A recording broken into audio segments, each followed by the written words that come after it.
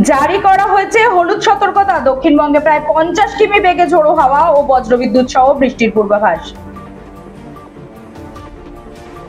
রাজ্যে আসছে 200 কোম্পানি বাহিনী। শেষ দফায় রাজ্যে ব্যবহার হতে পারে প্রায় 1000 কোম্পানি বাহিনী। সন্দেশখালী নিয়ে নতুন খেলা শুরু করেছে মমতার দল। ব্যারাকপুরের সভা থেকে মন্তব্য মোদীর। নির্বাচন আবহে বাংলার জন্য তেলের বরাদ্দ কমালো কেন্দ্র।